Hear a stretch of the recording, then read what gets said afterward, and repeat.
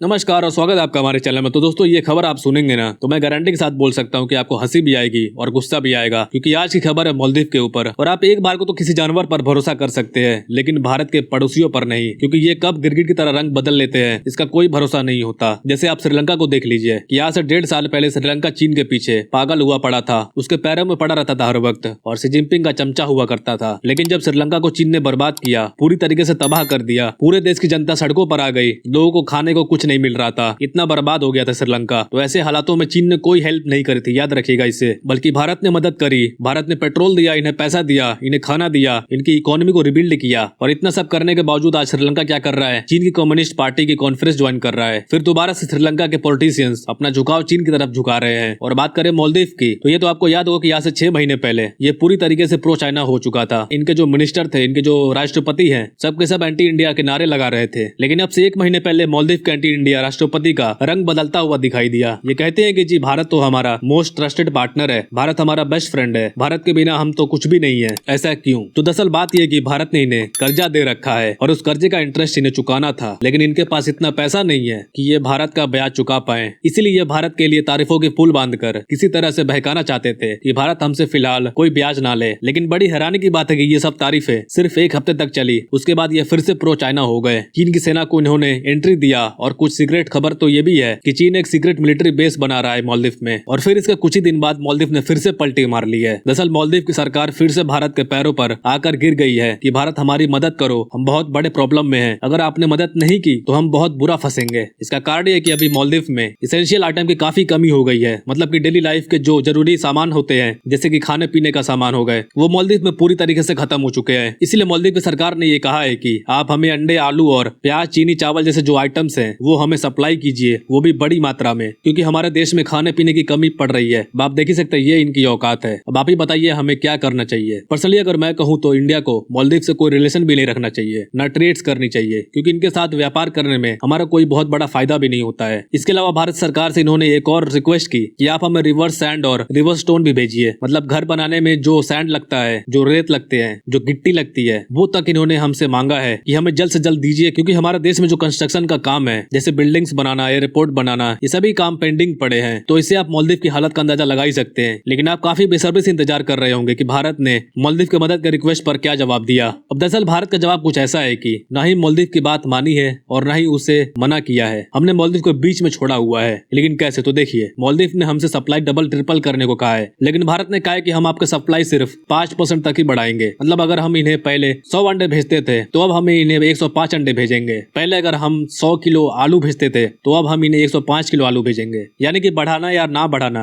एक ही बराबर हो गया, क्योंकि 5% की सप्लाई बढ़ाकर हमने मालदीव को यह भी संदेश दे दिया है कि देखिए आपकी संकट की घड़ी में आज भारत ही मदद कर रहा है, आपकी सरकार हमें गाली देती है। और वही 5% से एक और काम ये भी हुआ है कि इससे मालदीव की स्थिति नहीं सुधरने वाली है और आने वाले समय में मालदीव में खाने पीने की जो कमी है वो जारी रहेगी, जिससे कि मालदीव के लोगों का गुस्सा मालदीव के सरकार के खिलाफ बना रहे और मालदीव के प्रेसिडेंट की वजह से वहाँ के लोगों को जो दिक्कतों का सामना करना पड़ रहा है वो काफी लंबे समय तक चलता रहे। यानी कि ना हमने मालदीव से कोई बदला लिया है और ना ही मारा है, ना ही पीटा है, बस बीच में लटका कर छोड़ दिया है। तो ये थी आज की अपडेट। उम्मीद है कि आपको पसंद आई होगी। फिलहाल के लिए इतना ही। Thank you very much for listening. See you in the next video.